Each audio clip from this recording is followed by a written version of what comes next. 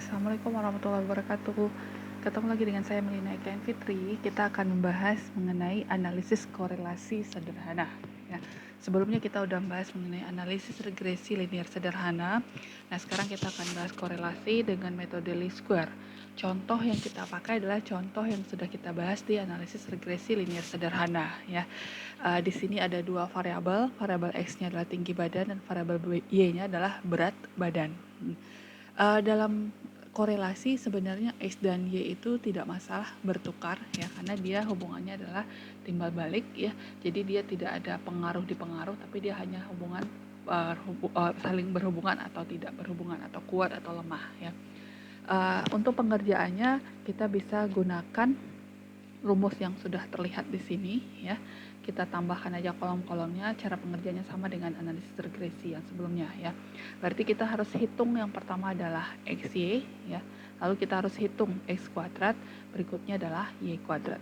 Kita mulai X dikali dengan Y ya, untuk menyamakan kita pakai huruf besar dua-duanya ya. X dikali dengan Y, lalu berikutnya adalah X dikuadratkan, dan seterusnya Y dikuadratkan. X dikali Y berarti ini sama dengan 155 dikali dengan 70. Lalu X kuadrat berarti tinggi badan kita kuadratkan. Lalu berikutnya adalah Y kuadrat berarti berat badan kita kuadratkan. Maka ketemu, kita copy ke bawah ya. Lalu berikutnya ini kita hitung totalnya keseluruhan ya, kita rapikan. Ketemu data-data atau angka-angka yang sudah dibutuhkan untuk rumus. Sekarang kita masukin ke rumusnya. Berarti ini R ya, ini sama dengan, nah R-nya tinggal masukin ke rumus sama dengan yang di atas itu adalah N.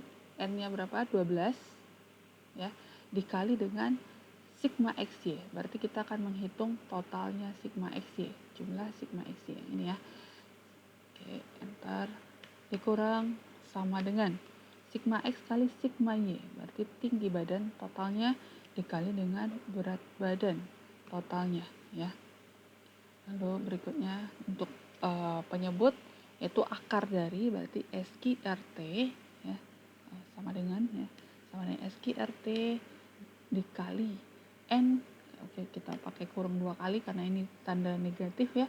N sigma X kuadrat berarti 12 ya, dikali dengan sigma X kuadrat, ini dia ya, sigma X kuadrat, tutup kurung, dikurangi buka kurung, sigma X dikuadratkan, yaitu sigma X 1850 yang kita kuadrat, tutup kurung 2 kali ya.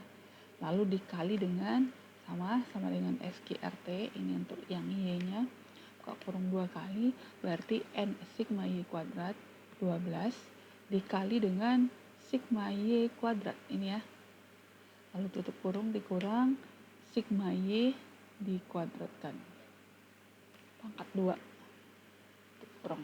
Oke, nah sekarang kita hitung selisih dan perkaliannya. Ini saya rapikan dulu. Dibagi sama dengan, ini sama dengan selisihnya ya. Ini adalah perkaliannya. Jadi jangan salah ya, jangan selisih di bawah tapi perkalian. Hasil baginya adalah ini 0,8632. Kalau kita ambil 2 angka belakang koma, kita bisa gunakan round. R ya, ini sama dengan round 2 angka belakang koma, 0,86. Kalau mau dijadikan persen juga boleh ya. Kita ambil sama dengan ini, kita persenkan, ambil 2 angka belakang koma. Nah, 86,32%. Nah, selanjutnya kita coba lihat gambarnya. Seperti apa bentuk gambar dari hubungan antara tinggi badan dan berat badan. Di sini kan nilainya adalah 86,32% dan bernilai positif. Kalau kita lihat kelompoknya di data ini ya, di hubungan R tersebut, dia berada antara 0,70 sampai 0,90. Berarti dia adalah korelasi antara tinggi badan dan berat badan berkorelasi kuat ya, dan bernilai positif. Artinya apa bernilai positif? Jika tinggi badan bertambah, berat badan pun juga akan bertambah ya. Sesuai juga dengan analisis regresi linear tadi, jika bertambah tinggi badan 1 cm ya, maka berat badannya bertambah 0,23 kilo tadi ya. Di contoh analisis regresi linear sederhana. Nah, kalau kita lihat gambar, ini gambarnya harusnya hubungan antara X dan Y dia mengarah ke atas ya, ke kanan atas. Coba kita lihat, benar nggak ya? Saya menggunakan WPS, kita buat gambarnya dengan menggunakan WPS. Saudara bisa gunakan Excel juga ya, dibuat dulu datanya. Lalu ini ya, scatter pilih. Nah, ini bentuk gambarnya. Udah kelihatan ya di samping. Saya ingin rapikan dulu sebentar. Kita rapikan X-nya. Oke. Nah, di sini saya maunya perkecil skalanya biar kelihatan. Oh ya, sebelumnya kita lihat dulu. Benar nggak data X-nya adalah si tinggi badan? Y-nya benar nggak berat badan? Coba kita lihat. Ini berat badan harusnya ya, ini harusnya di vertikal, sedangkan ini harusnya di horizontal. Berarti kita harus ganti dulu, kita rubah dulu posisinya. Oke, ini saya ganti series X values-nya, ganti dengan ini sampai data ke-12, dan Y-nya ganti dari data pertama sampai ke-12. Oke, nah bertukar posisi dia ya, bertukar posisi. Ini saya ganti X-nya, saya perkecil skalanya ya, mulai dari 120 ya. Lalu oke, dah selesai. Kita lihat gambar ini, saya rapikan. Ini adalah scatter plot namanya ya, scatter plot antara X dan Y, antara tinggi badan dan berat badan.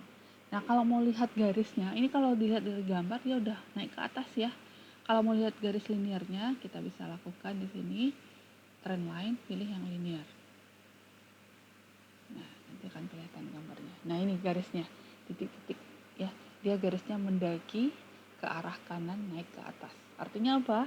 Korelasi antara X dan Y atau tinggi badan dengan berat badan berkorelasi positif. Oke, sekian untuk contoh korelasi linear sederhana metode Lisket. Semoga bermanfaat.